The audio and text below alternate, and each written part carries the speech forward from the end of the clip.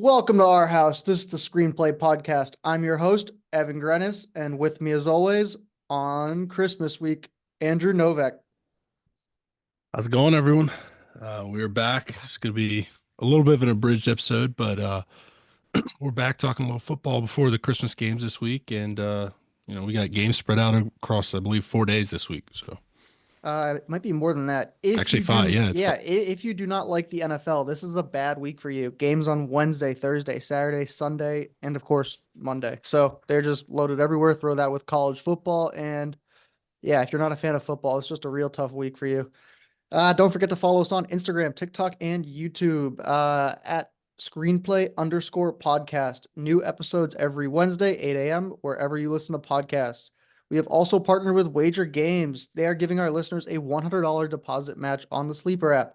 Head over to our Instagram page, click the link, promo code, get your $100 deposit match. I'm looking at it right now. I like the Nico Collins, more than 91.5 yards tonight against the Ravens.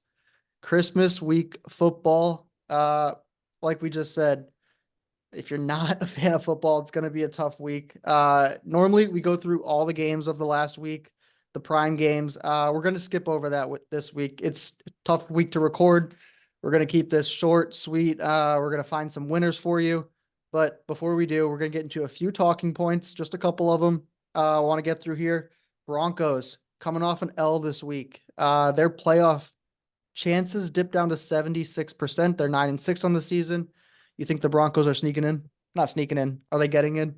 I do think so. I think they're still in the driver's seat a bit. Obviously, they do have a couple tougher games to finish, but I still think that they can get enough help from other teams losing um, that they still probably do sneak in. Yeah, if we look at their playoff odds on the sports book, yes, minus 450, no plus 320 at the moment. If there's another team out of the AFC that's getting in, I think it's the Colts because of their schedule remaining. They got the Giants and the Jags. I assume the Colts are going to go 2-0. Mm, The biggest thing about the Broncos missing the playoffs potentially could be the Chiefs game this week.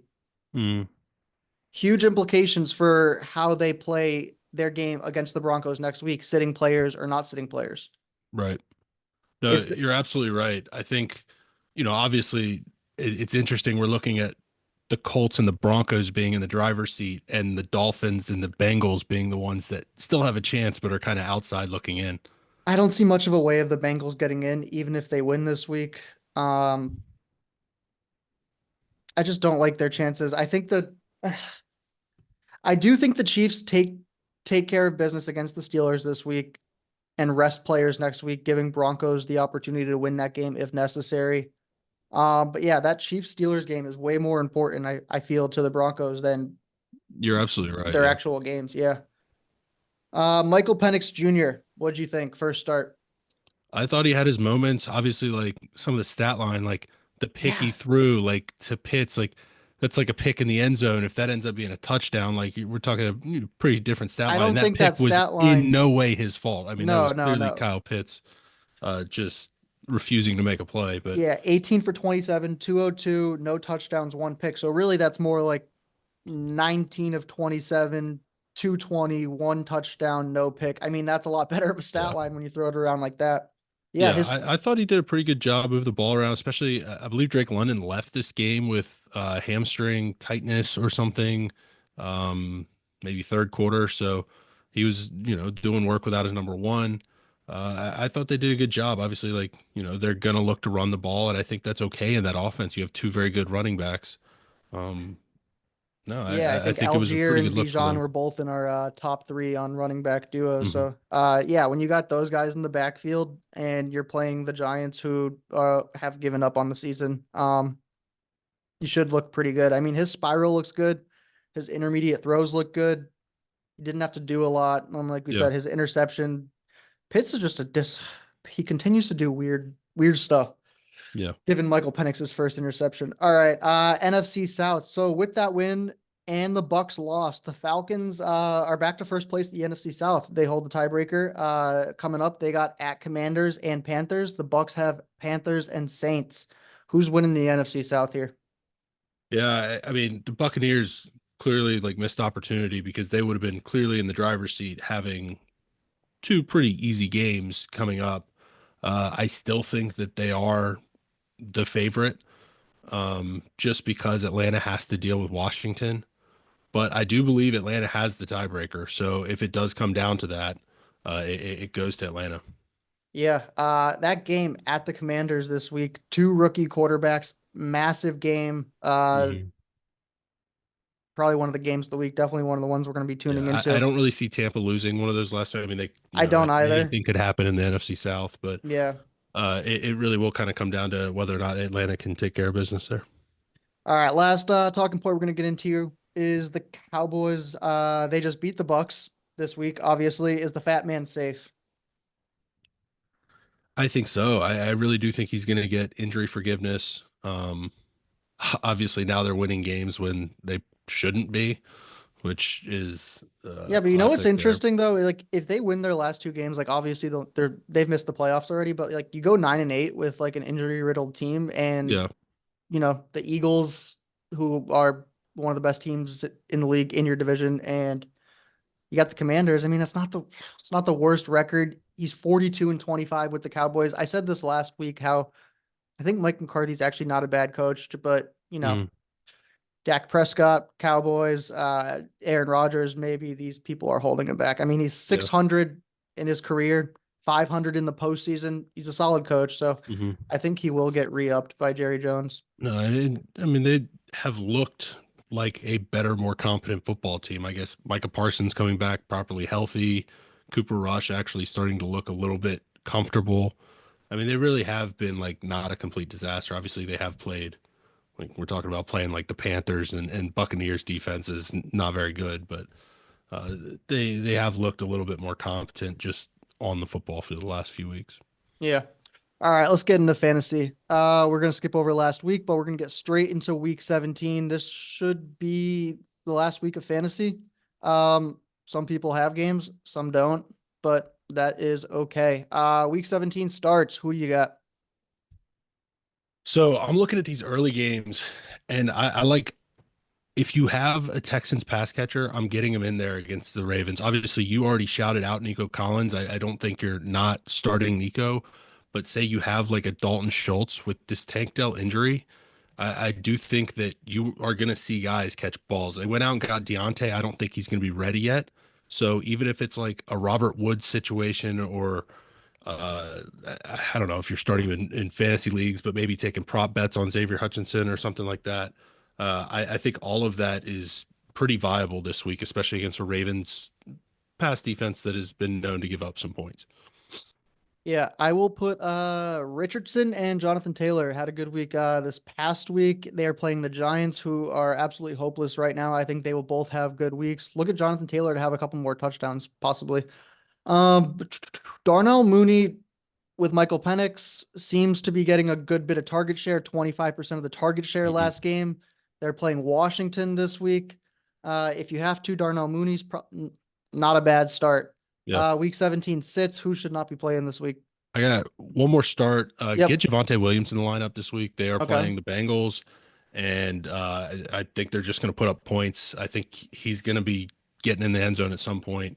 Obviously, that backfield's been a bit of a mess with rotating in guys, but I like Javonte this week. All right. I like it. Week 17 sits. I'll start it off here. I got a couple of them, a couple running backs. Go for it. Ramondre Stevenson versus the Chargers. I do not like it. Just Chargers solid run D. Not a huge fan of Ramondre. Patriots at home, but the other one is Rico Dowdle versus the Eagles. Eagles solid defense.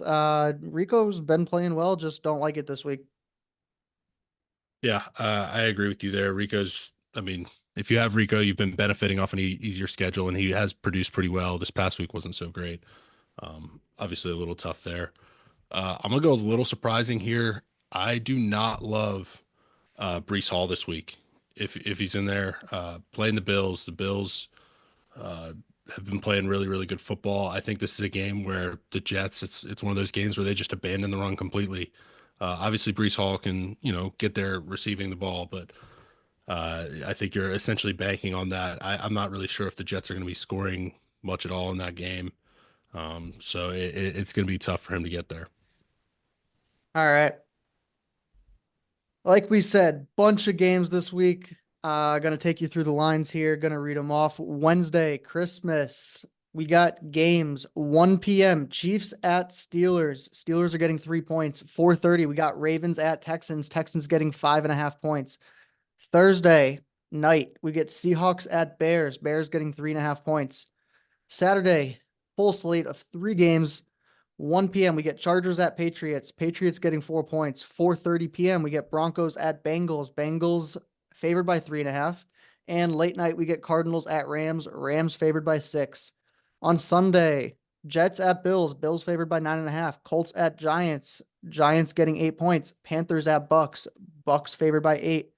Cowboys at Eagles. Eagles favored by 9. Titans at Jags. Jags favored by 1. Raiders at Saints. Saints favored by 1. 4 p.m. window. Dolphins at Browns. Browns getting 6.5. Packers at Vikings. Vikings favored by 1.5.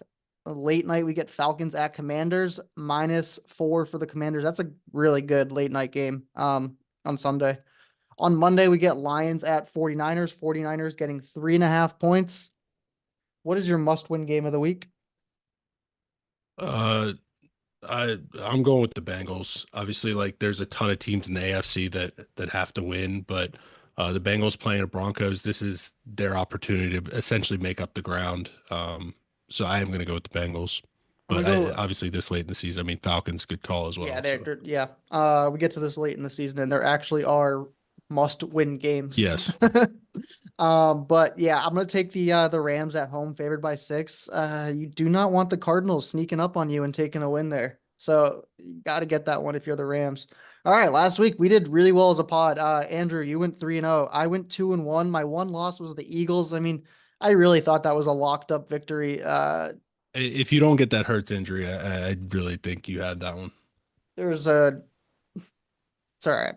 Whatever. My overall goes to 20 and 26. Andrew jumps up to 26, 18 and 1.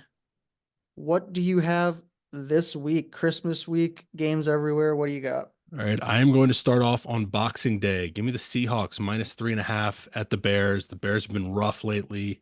The Seahawks need wins. They're going to be taking this very seriously. I think the Bears, they're going to be coming right off of Christmas Day the before. Like they might kind of sleep into this game as well. This one, I could see Seahawks jumping up early on this one and covering that. Uh, this next one, I've told myself I'm not touching any more Cardinals games, so I'm staying away from that. But on Saturday, I will be taking the Bengals -3.5 against the Broncos. Broncos young team. This is kind of a scary line, but the Bengals have to win this game, and I think they find a way. You've got a rookie quarterback on the other side. These games are starting to mean something. That's a little bit extra pressure for Bo Nix. I like Cincinnati to take care of business. Take care of business in that one. And then on Sunday, I'm taking a disgusting game that nobody wants to watch. I will take the Jaguars -1, home against the Titans. I am picking this game, but I have no interest in watching this game. I think the Jags win this like 16 to like 10 or something like that. I think they win. So, getting it at a pick 'em, I'll take the Jags. All right. I like the Vikings -1.5 at home. Need a win. They're still trying to get that 1 seed. They all have more rest. I like Vikings there. Ravens on Christmas -5.5 at the Texans. I've been watching the Texans a little bit. I just don't think they seem right. I think they've benefited from a weak schedule. So I do think the Ravens win this by more than a touchdown. Um, I'm gonna fade your Bengals pick. I'm gonna take the Broncos getting 3.5 here. I don't actually know if they win this game. Hmm. I do see the Bengals winning this game, but all That, year, I that three mean, and a like half is a little scary. I would love all if it got down to three, at least to like the push it. But yeah. Broncos don't want to push their luck to next week. Like they really Mhm. don't. They just lost to the Chargers next week. They're going to be giving this absolutely everything they got. I mean, both teams will. So I just think it's a lot of pressure on the road for a rookie quarterback, and that's what I'm fading right now. yeah, it is absolutely. But I do think the Bengals win by 2 or 3. But Yeah. I'll take 3.5 there. So those are our bets of the week. Lock them in. If you follow us on Instagram, might be posting some player props throughout the week, so check those out. Been doing pretty well on those. Yeah, shortened episode this week, but we will be back full next week, hopefully. Andrew, any last words?